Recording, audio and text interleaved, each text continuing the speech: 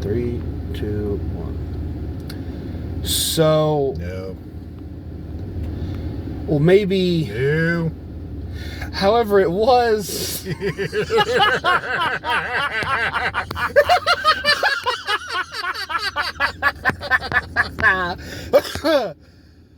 Okay, so... Hi everyone, this is Oki the Nobody, and this is my friend Jason Ran. We just got back from watching Disney's newest film, Margarita Ice and the 7 Uncanny Valleys. So, this movie... God. This movie is bad. It's bad, but It's so bad that it doesn't realize how bad it is. And that's a benchmark. Understand that. That's a benchmark, a milestone. It's an award. You remember when the very first original Snow White got like this honorary grand prize for, world's first fully animated movie, and it had this grand, beautiful thing? Well, this thing deserves the absolute shit award. That's what this is. So... where to begin? Well, the only good thing I'd say is probably that the visuals are unique. Like the castle area, that's the kingdom. There are some areas that look like obviously they're a set, but they're a pretty decent set. Some decent practical effects in the movie of, stained glass. They used a lot of it. They even used it in the Evil Queen's crown. Yeah. God. Sorry, I'm allergic to ridiculousness. And bullshit. Yes. But those make me sneeze. So, yes. But then there's obviously a lot of special effect, the return of the magic mirror, the evil queen, and obviously the movie doesn't do what the original. The original was a lot more like, okay, it's a fairy tale. It's more about the emotion of the story. You're not asking for logic. You're not asking for reason. You just go, okay, this is a story. This is what our heart wants to enjoy. Just enjoy the film. This adds a lot of extra stuff that you're forced to wonder, why is it there? Like, okay, Do we really need to see the lines on Grumpy's face? Yeah, oh my god. Okay, we'll get to that. Let me finish this. They do these moments where it's like they add little bits like, okay, Snow White's name. She's called Snow White because there's a quick scene where it's the queen was pregnant and about to give birth, and for some fucking reason the king and queen decide to carriage ride away from their castle instead of having the doctor come to them, and I guess she just pops her out right there in the carriage ride while the rest of the people are like, okay, try to get the wheels to move because it's stuck in the snow. And it's like, okay, that explains her name, but still, why are they really tender a moment in a confined space for 10 seconds? Yeah, not even that, but just doctors don't make house calls now, but do you think they made, appointments back then? I mean, fuck. Not in freezing temperatures below zero. Well, anyway, but then, okay, what you just said. Okay. The original dwarfs.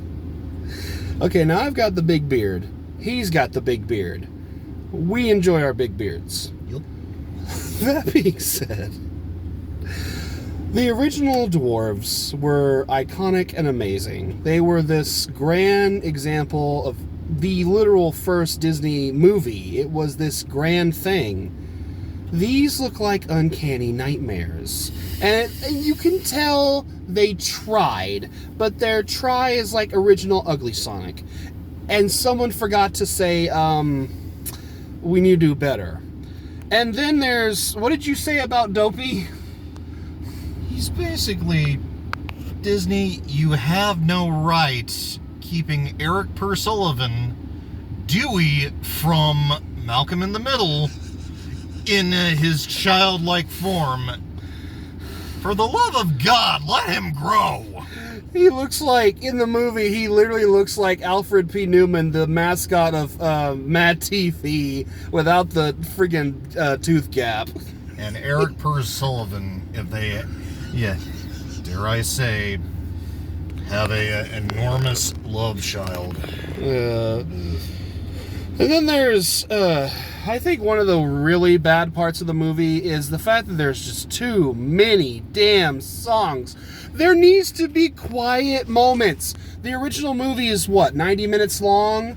And it's like, okay, hold on.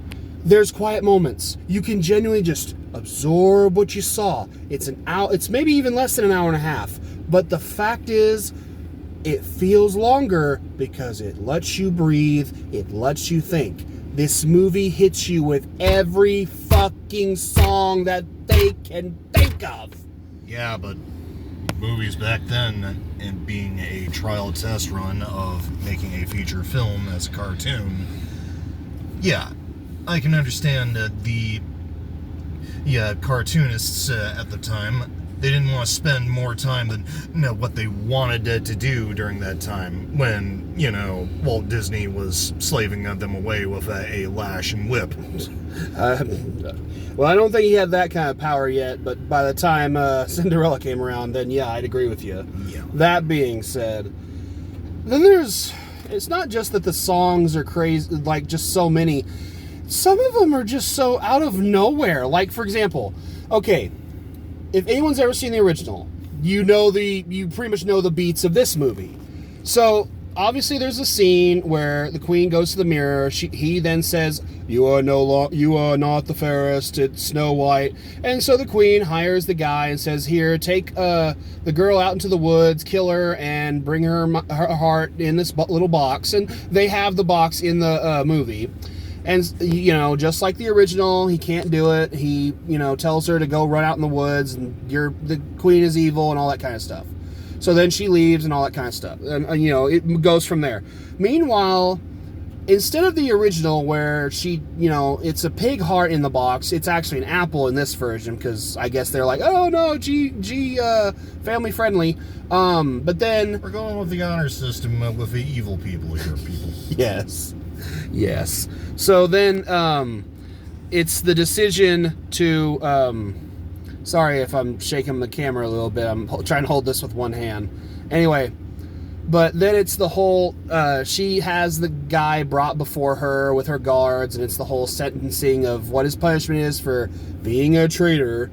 And he then has this moment where it's a genuine line of him saying, I don't deserve mercy, but if there's even a drop of mercy in your heart, I ask that you give it to her. And he's talking about Snow White. And I'm thinking, okay, that's kind of a nice line. Don't get me wrong. That's kind of nice. And then the queen breaks out into a fucking Broadway show with step-in-time guards. Women who are dressed like the ladies in waiting are doing little hand gestures and stuff. It's this whole fucking thing. And so I have a condition where if I laugh hard enough, I kind of black out a little bit and kind of faint. I'm still, sentient. I'm aware of what's going on around me, but I kind of, faint a little bit. I fainted 3 fucking times in that one song. Just how ridiculous it was. God, this film. You got anything left? The moment we're the main bandit, not Prince, mind you. Oh yeah, he's not Prince Charming anymore. We're gonna have him be basically discount Robin Hood, but not Robin Hood because that guy was a fox.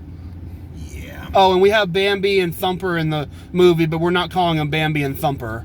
Seriously, these animals are really that cute. They're all from Bambi. Pretty much. Anyway, you gonna say? Anyway, when the guy gets shot by an arrow, they take him to the only doc they know, and that's the Doc the Dwarf. Yeah. He gets shot in the shoulder, and naturally he's bleeding to death. Doc says that he's more of a mineralist or what have you. I'm a geologist. Basically, yeah. Type of doc. What physicists consider not a real science, but fortunately for Doc, it's also magic. Pretty much. But he describes the main bandit's, not Prince's, wound in the most rudimentary way, in the form of the way a geologist would talk about sedimentary stuff of how the ground it was and how he pierced it and was able to go into the ore and retrieve the substance. I'm thinking, you're not strip mining him.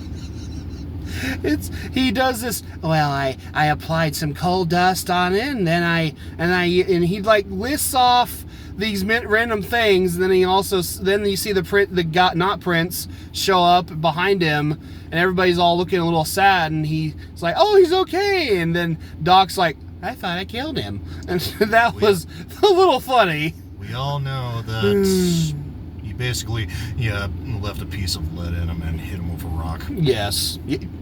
Yes. So anyway, this is my friend Jason Ran. I know I haven't done videos in a while. Other things have happened in life. You know, I'm picking up a job opportunity that I'm learning how to weld, so I'm kind of getting into that. So, that being said, I just wanted bring my friend along to give a little commentary about the movie. Disney, you need to try fucking harder, and you need to stop with all the bullshit and genuinely just go back to actual content, go to actual quality, and quit acting like the message is important. Okay, it's failing. Still have to say congratulations. In that sense, you still managed to take away 2 hours of my life. And mine as well. Well, hey, thank you, man. Yep. So, thank you, everyone. God bless. Good journey, and Christ loves you. Peace.